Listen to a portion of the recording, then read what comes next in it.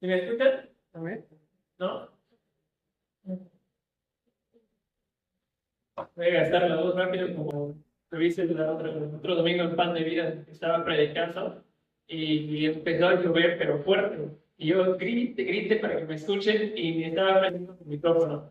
Entonces, no quiero hacer eso otra vez. Vayan por favor en sus Biblias a Romanos. Vamos a seguir en Romanos, ahora sí, en capítulo 7. Romanos capítulo 7.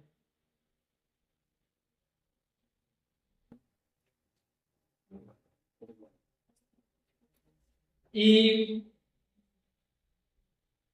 este, vamos a orar antes de entrar en nuestro tiempo en la palabra una vez más. Acompáñenme a orar. Padre, gracias. Gracias por que hemos podido cantarte. Gracias porque estamos aquí delante de ti, gozándonos de esa realidad que cantamos, de que está bien con nuestro alma. Te agradecemos, Señor. Permítenos experimentar una vez más hoy el poder de tu verdad. Permite que tu Espíritu Santo traiga convicción a nuestras almas. Bendícenos, Señor, por tu palabra. Te lo pedimos en el nombre de nuestro Rey Jesús. Amén. Bueno, hemos llegado a capítulo 7. Capítulo 7 es un capítulo interesante, es un capítulo controversial, un poco, sobre todo la segunda mitad. No vamos a llegar ahí el día de hoy. Lo que vamos a aprender el día de hoy, de manera resumida, es que hemos muerto a nuestro primer matrimonio para poder entonces ser unidos a un nuevo marido. Ese es el argumento que Pablo hace en estos versículos. Ahora, antes de llegar y leer el texto de 1 a 6 que vamos a ver el día de hoy, un breve repaso de donde hemos estado en 5, 6 y 7. En capítulo 5, Pablo ha enseñado que el cristiano está en Cristo, ya no está en Adán, y por estar en Cristo, en el Salvador, estamos seguros. Es lo que Pablo dijo en capítulo 5. ¿Sí? Que si Dios nos reconcilió con Él cuando éramos sus enemigos todavía, Pablo dice en capítulo 5, mucho más, ahora, estando reconciliados, nos va a salvar para siempre. ¿Verdad? Una salvación segura. Luego, en capítulo 6, Pablo responde a la pregunta que si estamos salvos, seguros para siempre, no vamos a sentir entonces con mucha libertad para seguir en pecado, ¿verdad? Porque mi salvación está segura. No nos anima de alguna manera a pecar. La realidad de la abundancia de la gracia que Pablo expuso en los primeros 5 capítulos, y Pablo dice, no, el cristiano, capítulo 6, ha sido unido a Cristo. Y si hemos muerto al pecado y resucitado una nueva vida, entonces lo mismo ha sucedido al cristiano. Creo que tengo en el siguiente una tabla ahí, si lo puede poner, de como que nos da una imagen que nos arroja capítulos 6 y 7. Si es útil. Eso viene de un comentario que consulté. Que hemos muerto en pecado, capítulo 6, hemos sido resucitados a novedad de vida, dice Pablo, libertados de la esclavitud y dominio del pecado. Entonces, si capítulo 6 habla de la libertad del pecado, entonces capítulo 7 nos va a hablar de libertad de la ley. ¿Okay?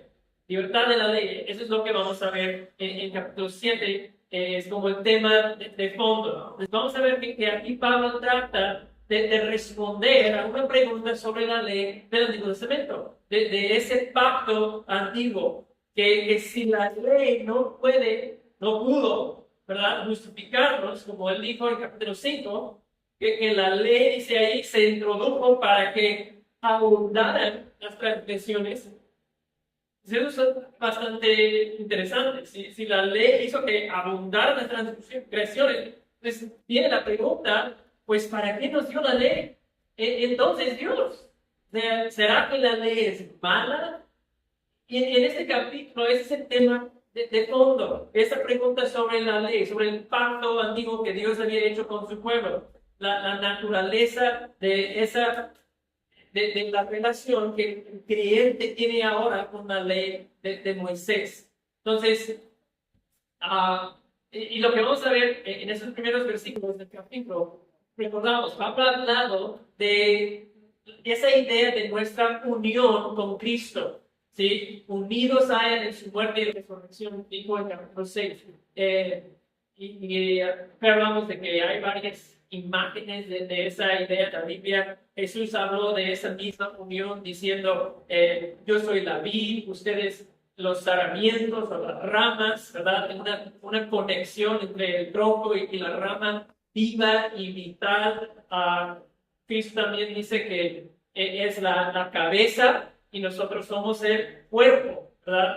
Esa unión que existe. Y ahora, en capítulo 7, Pablo va a ilustrar esa misma realidad, esa misma unión, utilizando la ilustración del matrimonio, ¿verdad? Y sabemos que el matrimonio es una unión, ¿verdad? Dos vidas son unidas espiritualmente, físicamente. No solo eso, ¿verdad? La Biblia dice en Génesis que Dios hace de uno una sola carne, ¿verdad? Es una unión muy íntima, ¿sí? Una unión total el matrimonio. ¿Okay? Entonces vamos a leer de 1 al 6 y entrar en la exposición de estos versículos. Dice, ¿acaso ignoran, hermanos? Pues hablo a los que conocen la ley, que la ley tiene jurisdicción sobre una persona mientras vive. Pues la mujer casada está ligada por la ley a su marido mientras él vive. Pero si su marido muere, queda libre de la ley en cuanto al marido. Así que mientras vive, su marido será llamada. Así que mientras vive su marido, será llamada adúltera si ella se une a otro hombre. Pero si su marido muere, está libre de la ley, de modo que no es adúltera porque se une a otro hombre. Por tanto, hermanos míos, también a ustedes se les hizo morir a la ley por medio del cuerpo de Cristo, para que sean unidos a otro, aquel que resucitó de entre los muertos, a fin de que llevemos frutos para Dios. Porque mientras estábamos en la carne, las pasiones pecaminosas despertadas por la ley actuaban en los miembros de nuestro cuerpo a fin de llevar fruto para muerte. Pero ahora hemos quedado libres de la ley, habiendo muerto a lo que nos ataba, de modo que sirvamos en la novedad del Espíritu, no en el arcaísmo de la letra. Entonces, es la porción que vamos a estar considerando en los próximos minutos. Y en versículo 1, Pablo nos da un principio, nos enseña un principio. Pablo dice, ¿no saben, hermanos? ¿Acaso ignoran? Está diciendo, ustedes saben, ¿verdad? Esa realidad. Y es interesante que Pablo les llama hermanos, ¿verdad? Vimos en la introducción, Pablo no había conocido la iglesia en Roma. Entonces Pablo está hablando a personas que no conocían, sin embargo, se dirige a ellos como hermanos. Y esta es una realidad, ¿no?, que nos recuerda que somos familia en Cristo. Debemos tener esa idea de nuestra relación como hermanos. Somos hermanos, hermanas en Cristo, familia. Bueno, eso es un paréntesis nada más. Dice Pablo que la ley tiene jurisdicción, la misma palabra se puede traducir señorío o autoridad sobre una persona mientras vive. Hablamos hace un par de semanas en el capítulo 6 de esa misma realidad, de que si yo me muero, pues la ley ya no tiene poder sobre mí. Yo no puedo ser juzgado, yo no puedo ser arrestado, la ley ya no me controla si estoy muerto, ¿verdad? Y es por eso, ¿verdad?, que vemos muchas veces que las personas que cometen como actos de terrorismo o esos famosos terribles tiroteos en las escuelas, ¿Qué sucede siempre al final? Casi siempre. Pues la persona que llevó a cabo ese crimen acaba con su propia vida, ¿verdad? Casi siempre es lo que pasa. Entonces, ¿qué sucede ahí? ¿Cuál es la situación de esa persona? Pues ya no tiene que enfrentar la ley. ¿Sí? Él, al tomar su propia vida, se convierte en su propio juez. ¿Sí? Muerto, la ley ya no puede hacer nada a esa persona para llevarlo a justicia o castigarlo por ese acto de crimen que ha cometido. Estaba muerto. Ese es el principio que Pablo está hablando. Una vez muerto, la ley ya no tiene poder, ya no se aplica a esa persona, no puede hacer nada. Ahora Pablo va a aplicar ese principio ahora a su ilustración, que viene en versículos 2 y 3. Y es ahí donde Pablo llega a la ilustración. Y ojo, entienden aquí desde el inicio, Pablo no está tratando de dar una enseñanza sobre el matrimonio y cuándo, en qué circunstancias se puede terminar un matrimonio. Ese no es su propósito, ese no es su punto aquí. Es una ilustración basada en una regla general sobre el matrimonio y el asunto legal. Y dice aquí, la mujer está ligada por obligación de la ley a su marido mientras él vive. ¿Okay? Pero si llega a morir, entonces queda libre ella de ese matrimonio. ¿Sí? La muerte de uno de los dos cónyuges cancela la obligación legal. Tengo una gráfica aquí en la siguiente, no sé si alcanzan a leer.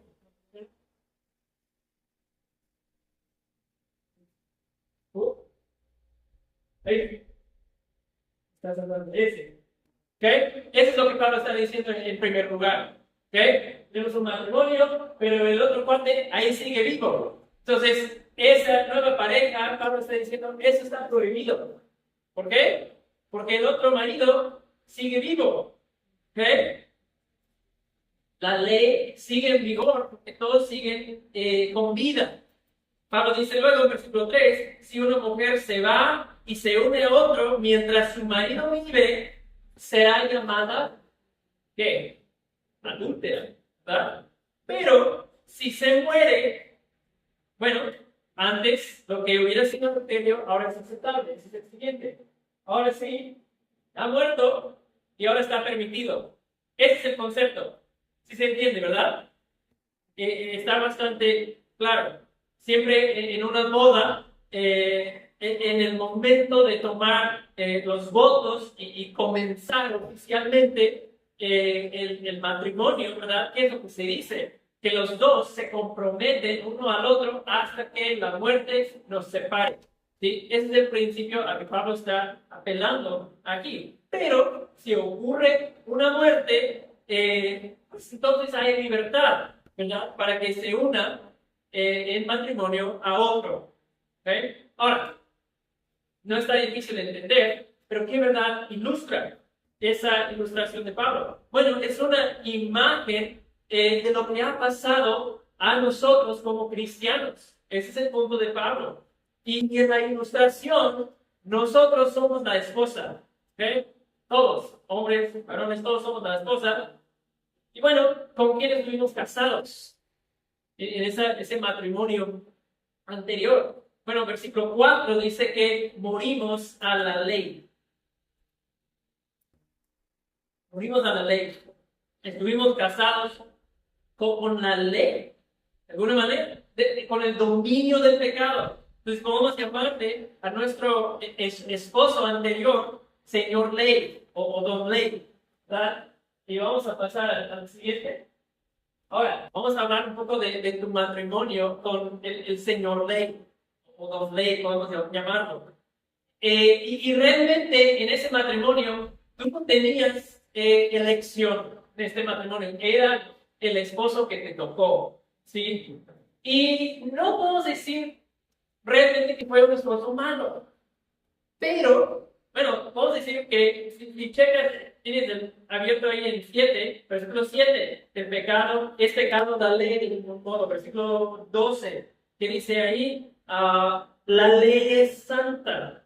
¿Ok? Entonces, señor Ley no fue un hombre malo como tal, pero tampoco fue una experiencia agradable estar casado con él, porque el señor Ley es un tipo duro, es un tipo meticuloso, y todos los días así te trataba, una constante evaluación de tu rendimiento.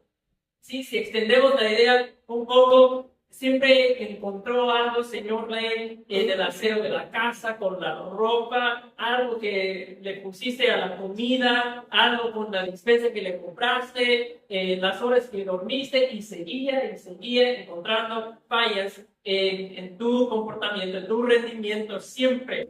Llegaba Don Ley y tan perfeccionista, siempre encontraba algo que tú hiciste mal. Y lo peor de todo es que llevaba la prueba, ¿verdad? Para mostrarte tu error. Aquí quedó sucio. ¿Lo ves? ¿Sí? Eso no estuvo bien. Llevaba la prueba. No había manera de defenderse porque las pruebas estaban contundentes. ¿Sí? Y tú tenías que admitir, tenías que reconocer que realmente el Señor le tenía la razón. Pero así te dejaba en un constante estado de condenación. Te sentías culpable todo el tiempo y llegó a sentir como una esclavitud de ese matrimonio. Nada de gracia, nada de perdón, nada de aceptación, no te ayudaba, no te cuidaba, no trabajaba contigo para ayudarte a aprender o mejorar, solamente señalar tu error. Y no había manera, otra vez, de responder o defenderse, porque a fin de cuentas ahí estaban las pruebas de tus fallas, bastante contundentes las pruebas. Entonces, un matrimonio sin amor, es frío, sin cariño, sin afecto alguno, no se disfrutaba. Pero si algo te ha servido, el matrimonio con Señor Ley es para dejarte claro que tú no eres bueno. ¿Sí? Ahí está el Señor Ley para mostrarte que fallaste, que no cumpliste, que te quedaste corto. Siempre. Pero eso es lo único bueno, rescatable de ese matrimonio, es que se ha encargado de hacerte entender que nunca podrás ser lo suficientemente bueno para ganar su aprobación. Y bueno, ¿qué podemos decir del fruto de ese matrimonio? Porque hay hijos, ¿sí? Eso, hay frutos que se han producido como resultado del matrimonio. Han engendrado una familia, todos con el Señor Ley.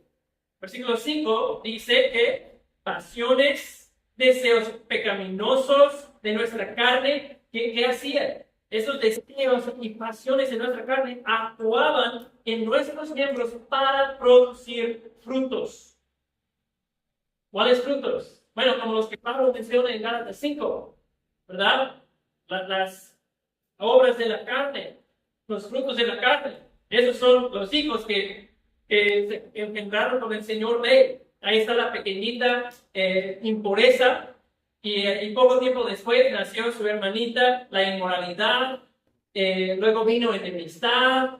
Luego vino celitos, bien tremendo, celitos, rivalidades, borracheras, toda una familia de villanos se engendraron desde este matrimonio, ¿sí? Y eso, ¿a qué te llevaba? Te llevaba a un destino de muerte, un destino de muerte. Eso es lo que la ley te decía, ¿sí? Si haces y cumples, vives. Si no haces, si no cumples, te mato. Mueres. ¿Sí? Esas eran las condiciones, las estipulaciones del antiguo pacto, de la relación con Don Rey. ¿Okay? Bueno, claramente, señor Rey fue un tipo duro y difícil, pero no podemos negar que fue justo. Entonces, aunque es justo, pues es una situación difícil, nada agradable. Entonces, ¿cómo me libero de esa situación, de ese matrimonio? Bueno, Pablo dice, versículo 4, por medio de Cristo, ¿qué ha pasado? A ustedes se les hizo morir a la ley. ¿Ok? Hemos experimentado una especie de muerte Dios en su misericordia permitió que murieras a esa relación que se sentía como una tiranía. Pablo ya ha dicho en capítulo 6 que venir a Cristo es morir con Cristo, ¿verdad? El bautismo que menciona Pablo en el capítulo 6 al inicio, ¿qué es eso? Es un símbolo de muerte, ¿verdad? Mueres y te resucitas a nueva vida con Cristo. Es un símbolo de muerte. Venir a Cristo siempre es morir a mí mismo y a mi vida anterior. Así hablaba Cristo, ¿verdad? Si alguien quiere seguirme, tiene que tomar su cruz, tiene que morir. Es una muerte que nos ha sucedido. Entonces, ahora, habiendo muerto, la cosa ha cambiado. Hay un nuevo hombre que se ha acercado. Lo vamos a ver en el siguiente. Y es Jesús, mi nuevo marido. Y yo he sido unido a él, ¿verdad? Y este nuevo matrimonio es otro rollo, completamente diferente. ¿Cómo te trata él? Tu nuevo esposo, que se llama Jesús. Bueno, él es lleno de gracia, lleno de bondad, lleno de misericordia. Hay perdón. Él te acepta siempre. Él siempre está trabajando contigo, ayudándote a mejorar y ser transformado. Y lo hace con tanta paciencia y dedicación y te es fiel siempre.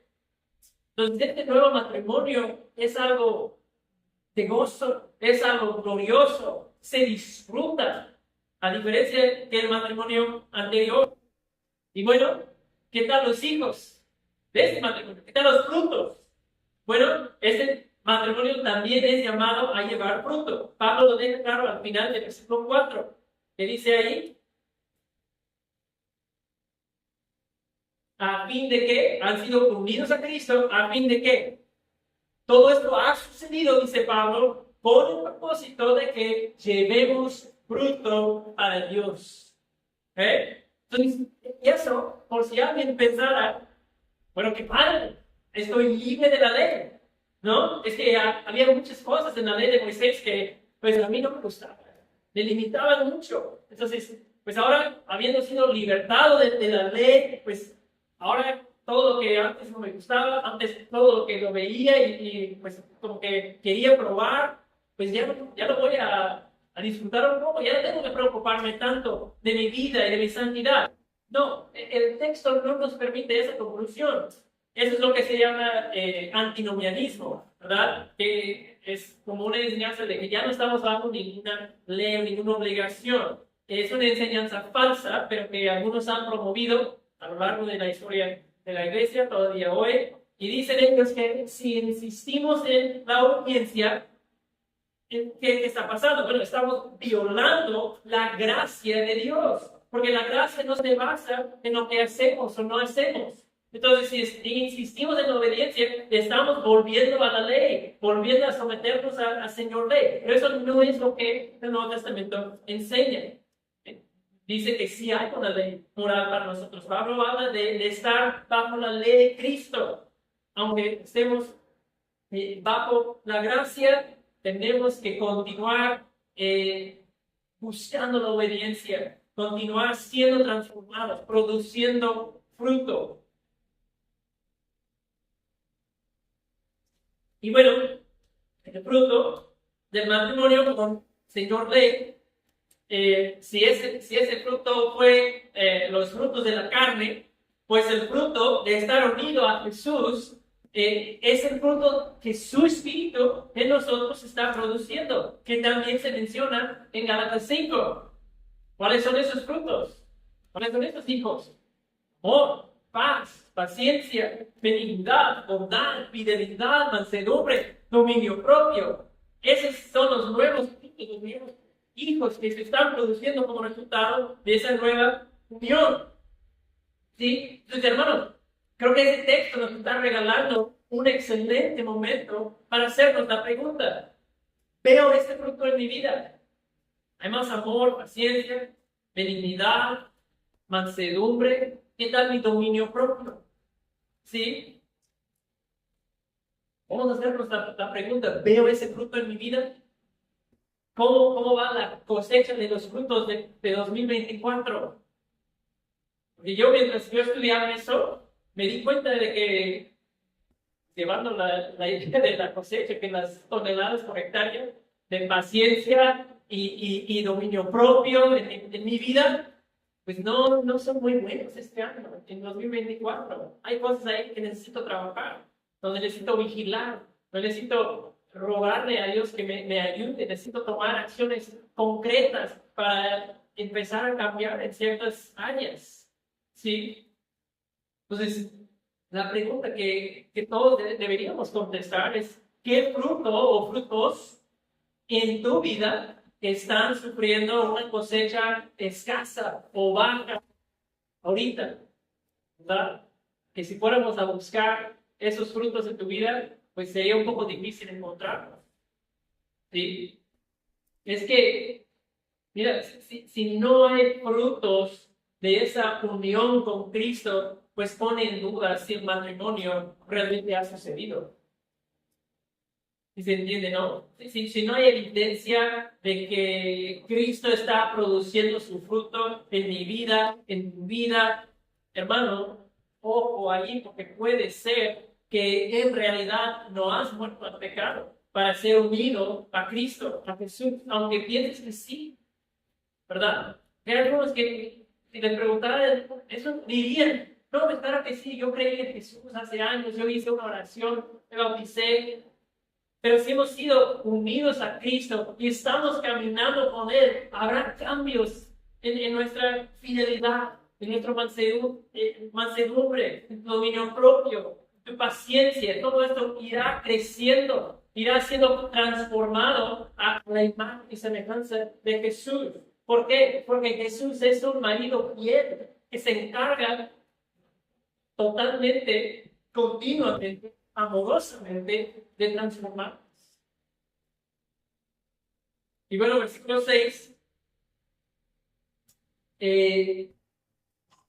dice que es el Espíritu que está produciendo ese fruto bajo su régimen nuevo. La misma manera dice bajo un régimen nuevo. Aquí dice la novedad, ¿verdad?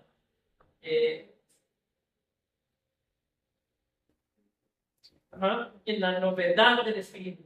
¿Okay? ¿Qué es eso? El régimen nuevo o la novedad del Espíritu.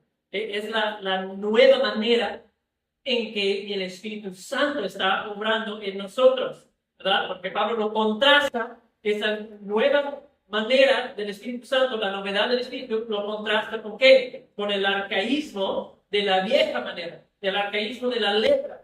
La letra, Pablo, es otra manera de decir la ley, ¿verdad? Está contrastando, diciendo que la nueva manera en que el Espíritu Santo está hablando en nosotros no es como obraba Señor Ley, es diferente. Bueno, ¿cuál es la diferencia? Bueno, el Espíritu Santo trabaja desde adentro, ¿sí? Nos transforma en el corazón y entonces empieza a manifestar hacia afuera de manera externa una transformación visible en mi vida. El cambio es desde adentro hacia afuera. La ley, ¿cómo obraba? Bueno, la ley trataba de cambiarte gritándote desde afuera con tus exigencias, diciéndote, esfuérzate, deja de mirar, deja de tocar, deja de decir, deja de usar, deja de hacer, ¿verdad? La ley te exigía, te gritaba todo el tiempo. Y lo que vemos en esas dos diferencias, uno tratando de cambiarte desde afuera, otro cambiándote desde adentro, es lo que podemos llamar esas dos categorías en la Biblia que los teólogos han mencionado, la ley y la gracia, o la ley y el evangelio. Eso es lo que Pablo realmente está mencionando aquí. Porque, ¿qué te dice la ley? La ley te dice, haz, cumple. La gracia, el evangelio te dice, hecho, ya fue cumplido, ¿verdad? Esa es la gran diferencia entre ley y gracia. La ley saca la lupa con que observa tu vida y detalladamente te revise y dice, vamos a ver si has cumplido con mis exigencias. El evangelio viene y te dice, todo fue pagado. Y porque has sido perdonado, porque has sido lavado, voy a morar en ti. y voy a comenzar una obra de transformación, comenzando en tu corazón. Te voy a cambiar desde lo más profundo de tu ser. ¿Sí? Ahora, no es que el Evangelio no nos exija una obediencia. Hay mandamientos, ¿verdad? Casados a Jesús bajo el nuevo pacto, tenemos que obedecer. Pero empezamos, ¿cómo? Pues empezamos desde la realidad, no viendo si puedo con mi obediencia alcanzar un nivel de aceptación delante de la ley. Empezamos desde la realidad de que yo he sido justificado. Si he confiado en Jesús, ha sido justificado. Empiezo entendiendo que ya estoy totalmente perdonado. Y no hay nada que yo tenga que hacer, no hay nada que tú tienes que hacer para lograr que Dios te acepte o que te ame más. Estás seguro en Cristo. Eso es lo que te dice el Evangelio, a diferencia de la ley. Entonces, lo que Pablo está diciendo aquí es, operando en la novedad del Espíritu, es mi nueva realidad. Mi nueva realidad es que Dios, al justificarme, quita mi corazón de piedra y me pone uno nuevo, orientado a Dios, en su voluntad, en sus propósitos. Y no solo eso, pone su espíritu dentro de mí, ¿no? Quita mi corazón de piedra, me pone uno nuevo y también pone su Espíritu Santo dentro de mí para morar en mí. Y ahora, lo que antes no fue posible bajo la ley, bajo el Señor ley, ahora es posible. El cambio real, significativo en mi vida es posible. Con nuevos deseos internos y con el Espíritu Santo morando en mí, eso lo cambia todo. Eso es lo que Pablo está diciendo aquí. La novedad del Espíritu, a diferencia de la anterior manera, la arcaísmo de la ley. Sí, pues por esa nueva realidad que Pablo nos enseña aquí, lo que Pablo dijo en capítulo 6, puede ser cierto. ¿Se acuerdan de lo que Pablo dijo en el capítulo 6? El pecado ya no tiene que reinar en tu vida. ¿Sí? De ninguna manera tiene que reinar el pecado en tu vida. ¿Por qué? Porque estás operando en la novedad del Espíritu. ¿Sí? Ahora, voy concluyendo.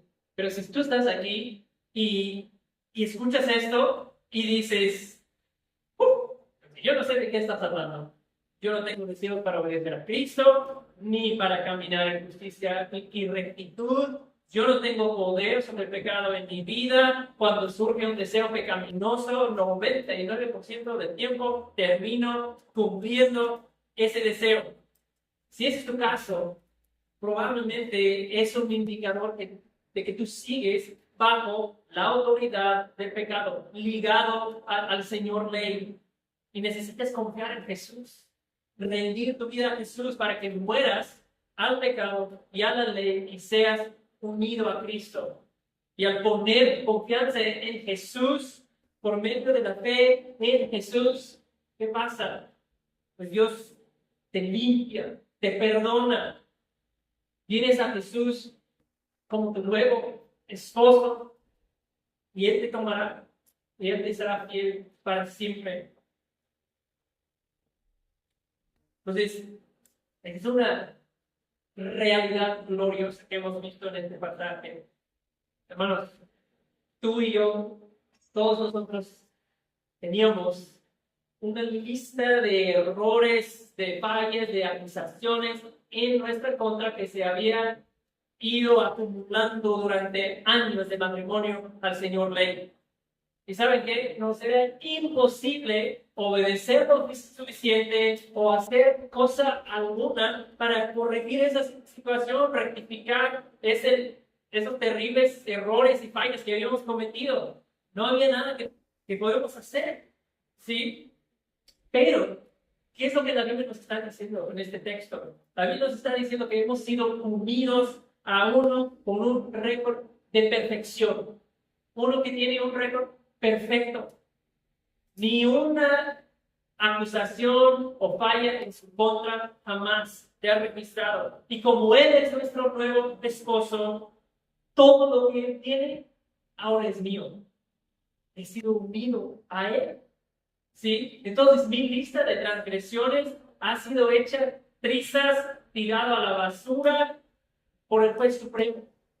Y él, el juez supremo, me ha otorgado ese récord perfecto de Jesús. Eso es lo que Pablo nos está enseñando. Hemos muerto a la ley para ser unidos a Jesús. Esa es la increíble noticia del segundo matrimonio del cristiano. Vamos a orar. Señor, gracias por tu palabra. Padre, te pido que te encargues de aplicar sus verdades a nuestros corazones. Cada uno de nosotros tenemos una necesidad diferente, tenemos una lucha diferente. Aplica tu palabra a nuestras vidas y nuestros corazones, de modo que salgamos de aquí con una firme determinación de producir esos frutos de justicia, frutos del Espíritu. Y si no te conocemos, Señor, si alguien aquí se ha dado cuenta de que no te conoce en este día, que puede venir a ti en fe. Y gracias que tú aceptas a cualquier que venga a ti. En nombre de Jesús oramos. Amén.